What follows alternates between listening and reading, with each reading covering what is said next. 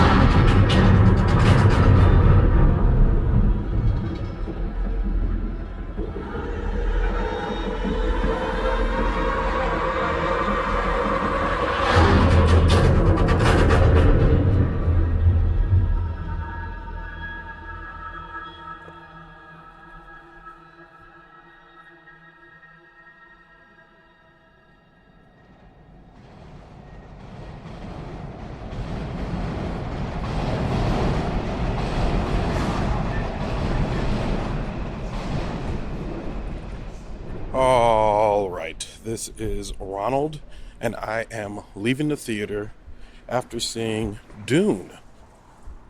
Dune, directed by Denis Villenueve, written by John Spaihts, sorry about that, Denis Villenueve and Eric Roth, starring Timothee Chalamet, Rebecca Ferguson, Oscar Isaac, Josh Brolin, Stellan Skarsgard, Dave Bautista, Stephen McKinley, or Stephen McKinley, Zendaya is Michi, Jason Momoa, and Javier Bardem, I just realized who Javier Bardem was. They really, it's weird. They weren't even trying to hide him from me.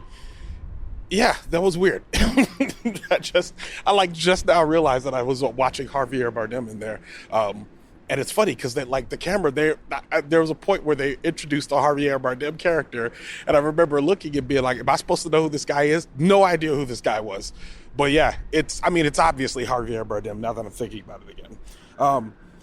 So Dune is a movie that was written Dune is a movie that has been remade. It was a movie that came out back in the day. I should have wrote notes down for this. As you guys can see, I'm very unprofessional tonight. We'll keep it going. It's 10:57. I should be in bed, but instead I'm out here watching movies. So I can tell y'all what to think about them. Okay, so Dune is an old property. The book was written in 1964. I don't remember the author's name, but it'll be in the show notes, so you can look that up. There was one adaptation of it that was a movie, I believe, and then there was a sci-fi television show adaptation of it, Sci-Fi Channel television show adaptation of it, which is widely panned by critics and fans alike. So not one that people talk about that much, I don't think. and it essentially tells the story of spacefaring humans in the future. A bunch of different houses, all fighting for resources on the planet of Arkansas. No, it's called Artaxis. Oh, Lord Jesus. See, this is why I should have taken some notes on this. And you know what's funny? You guys are going to be mad because this is the second time I've seen the movie, and I do not remember the name of this planet. And I want to just give a personal shout out to Josh, who was supposed to be on this episode with me. And if he were here, he would be able to correct me on things like this. And this is exactly why I didn't want to do this review by myself. Thanks a lot, Josh. He's a parent now, so he can't really just... It's not his fault. All right, anyway, the point is... This movie, it's a space opera essentially, and it's not. I mean, I guess it's not really an opera, but watching it, I remember I watched it both on HBO Max at home with captions on, and I did that just so I would not be confused when I then watched it in the theater, and I'm so glad that I did, because there was a lot of things I think I would have missed otherwise if I didn't watch it like that. That being said, I don't know how normal people are going to, when I say normal people who did not do what I just did, I don't know how they're going to acclimate to watching a film like this. It is very, I think people use the word Byzantine, meaning like there's a ton of people in this movie and a ton of things to keep track of. And there's people saying stuff and they're using words that I've never heard of in my life. So sometimes I don't know what they mean. And I think they think that just because we see it happening in front of us that we'll understand it. But I only understood it because this was the second time watching the movie. But that's not to say that it's confusing. Visually, the movie is very, very, very, very, very, very good. Like, I mean, there was stuff I was just like, man, I could watch this for ages. Like, there's wide shots, which I love. Denis Villenueve has done my favorite movie, which is Arrival. It is my number one favorite movie. And he's also done Sicario. Two movies that are just beautiful to look at. I don't think he used Roger Deakins did Sicario. That was his cinematographer. I don't recall who did the one for who's the cinematographer for Dune, but regardless, beautifully shot. And this movie was shot in IMAX, and it deserves to be seen in IMAX. And I mean, I'm telling you, I've seen both. If you are safe, if you feel safe to go out and see a movie, this is one that you see in IMAX. But I mean, visually, I don't think that makes up for the parts that this movie lacks, which is, I didn't care. The reason why I say I don't care, when I say I don't care, it's not only because that means I don't think the movie has done enough to make me connect with the characters in this movie. I didn't care. I really just did not care. I didn't care about what was happening to people. I had no vested interest in any of these characters, and I think it's because it's poor character development. And I think that they anticipated, because I knew these faces, a lot of familiar faces on screen, that I would care about that. And I'm like, I don't know why people are upset. I don't know who to root for. The only people I know that I'm rooting for are the people in the desert. And anybody who knows me knows exactly why I'm saying that. But I'm definitely not rooting for any of their alien overlords that are coming over to pillage the planet for its resources. So I'm definitely not rooting for those characters. However, there's a conflict that's introduced very early between those types of characters, which makes it very I don't know. It kind of muddies the water, if you will. It just makes it a little bit. It makes it a little bit tricky, if anything. I don't know if tricky is the right word, but it's like one of those things that it muddies the water. I think muddying the water is the best way to describe it. So, like, yeah, I don't know. It's not a bad movie. Like, and that's the thing. This is a difficult review for me because I don't think this movie was bad. Like, this is part one of supposedly two, and I'd watch the second one. What I do feel like is that it's a disservice that this movie was a movie and not like a series or on HBO. I mean, like, if you have HBO Max already, like if you already have access, Warner Brothers, to this streaming platform, and I guess, I mean, they couldn't have anticipated, because this was one of the ones that came out before, that was supposed to come out before the pandemic, or right as the pandemic happened, or like midway into the pandemic, something like that. It was one of the ones supposed to come out then, so I don't think they could have anticipated that. They wouldn't have known to make this a series. But I feel like most of the things that bothered me about this movie all had to do with the fact that, I mean, I wanted to see more. I'm like, okay, great, tell me more. Okay, great. Tell me more. That's kind of where I felt like I kept landing. And for this movie to be as long as it was, 2 hours and 35 minutes, and me to walk away still saying like, you guys could have told me a little more about what was going on there. To me, that's indicative that maybe it shouldn't have been a movie. Maybe it should have been a series. And I think it would have been a good series, because I think there was a lot of elements in here that I was watching, and I tweeted this, that this felt a lot like Game of Thrones in space. So it's kind of like if Game of Thrones, and not Star Wars necessarily, because Star Wars is just, we'll say elements of Star Wars, and Game of Thrones had a baby, because it leans more heavily, I think, Game of Thrones than it does Star Wars, except for the fact that it's in space, of course. So, I think that people will enjoy this, especially if you watch it in theaters. There's a lot of things like the Hans Zimmer score is fantastic. It's just wah, wah, wah, wah, wah, wah, wah. You're gonna love that.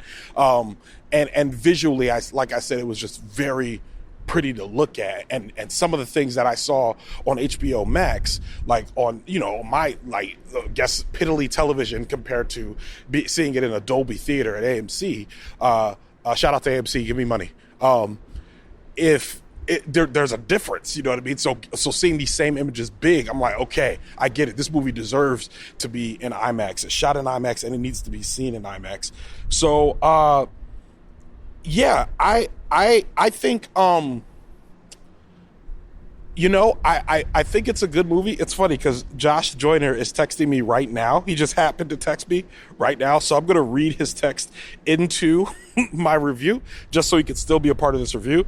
He says, so going into Dune, I definitely didn't realize that it wasn't going to cover the whole of the first book. And there was about 45 minutes left, and I turned to Jess, his wife, who was casually watching while reading, and said, I don't know how they're going to wrap this up.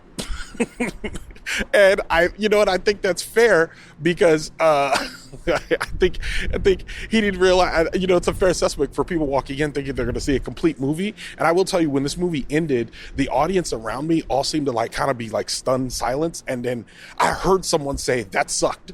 And I don't agree with them. I don't think it sucked, but I do think if you don't realize that another movie's coming, you could walk out of this being like, are y'all serious right now? Are y'all serious right now? And that's the thing with a movie like this, and which I am now coining the Duneverse. You're all welcome, the cinematic Duneverse. With a movie like this, you don't have any goodwill coming into it, except for the fact that for the other people who watched Dune or who were big Dune fans reading the book or whatever. Those are the only people you have goodwill for. So it's not like it's almost like there's a gap here in terms of knowledge of people who realize that this is a happening, that something is happening here that you should be paying attention to. This is why you should like Dune or whatever, or this is why you should be excited that you're seeing these characters. To give you an example, for all the people who watch Star Wars, every time you saw a Star Wars preview, and they were they do the little teasers, and all of a sudden they show a lightsaber on screen. Everybody's like, whoa, snap, it's Star Wars, I'm so excited. Did you see that trailer? Oh my God. Whereas with Dune, the only people that got excited are people who knew about it before. So a movie like Dune, people saw the previews, and I'm sure they all got interested and be like, oh, that looks crazy, I'm gonna go see that. But people who don't know anything about this universe or anything about the Duneverse, they're just gonna be like, you gotta help buy me into this. And I just don't think that they did that in this movie. They did not do enough to sell it to me why should I care about this? Because I really don't. I'm going to see the second one because, I like movies and I like going to the theater and I'm a movie critic. So I'm going to see the second one. But man, I don't know if they did enough to get everybody else to go see the second one. I mean, and again, we're in a pandemic. So, and it's going to make money. There were people in the theaters. It was people are book tickets to go see it. So it's going to make money. And I mean, they'll have good enough reason to make number two. But yeah, and the performances, I don't think anybody stood out to me. Everybody did exactly what I expected them to do. Dave Bautista was Dave Bautista. He was big and imposing. Timothee Chalamet, looked confused and pensive a lot. Mostly pensive more than confused. He cried at one point, which I guess was fine. Zendaya was just kind of mystical, which I also felt was an underuse of Zendaya. Stellan Skarsgard was in a fat suit, and it felt a little. I was watching this, and I'm like, I don't know how I feel about this. It was one of those things where I'm like, this feels like it borderlines on fat shame me a bit, but I'm not gonna nitpick too much. But there was a couple things in there. I was like, oh, okay, gotcha, okay. Okay, I see the commentary here, you jerks. So yeah, I mean, go see it. Like I said, I said all this to say, I mean, I think this is a 3-star movie, 3 of 5 stars. I think this is a 3-star movie. Like, I liked it. I was trying in my head to justify bumping it up to 3.25 or 3.5, but it's not there. Even as I'm talking about it now, I'm just like, I liked it. It was fine. Go see it. You know what I mean? In theaters, go see it. This is a good, like, I mean, it's getting a little like, you know, brisk out. If you want to see something and you want to like be into it a little bit, you'll be into this movie, you know, but like, it's going to leave you a little much to be desired. I think if you're like me and you like really think about things like this, it's going to leave a little much desired. And for people who even watch movies and just like, for people who watch movies and just enjoy the action and all that stuff and just say, Ronald, it's not that serious, you know, I just want to watch boom, boom, pow on screen. I don't think there's enough of that for you to enjoy this movie. Like, there's a lot of big grand sequences that I like, and I love wide shot things with giant things all going around and making noises. I like all that, but there's not enough like hand-to-hand combat or fighting or skilled battle or any of that stuff going on for me to say like, hey, y'all will enjoy this movie too. So I think it's going to be straight shot down the middle. I think the audiences are going to be divided on this. I think the critics are going to love it, probably. I don't know. And it's funny, I am a critic too, but I feel like I don't know if I'm going to be on Team Critic on this one, because this one I'm just like, I am going to forget about this movie until until the new preview comes out. I'm not going to recommend this movie to anybody unless there's nothing else playing in the theater. So yeah, but it wasn't, like I said, it was not bad. I did not like it. I liked it. I didn't hate it. But yeah, I feel very lukewarm. So I feel like 3 stars is probably the best way to go here. So yeah, I mean, you know, go see Dune or don't, or watch it on HBO Max or don't. I don't care. Yeah, that's where I am right now. And with that, Leaving the Theater is a production of ohitsBigRon Studios. Theme music by the mysterious Breakmaster Cylinder. To find out more about this show and other ohitsBigRon Studios shows, follow me on Twitter and Instagram at ohitsBigRon. That's at ohitsBigRon. If you like this show, I host another show on the Pushkin Industries podcast network called Solvable. Check that out wherever you listen. Leaving the Theater will be back soon. Thanks for listening.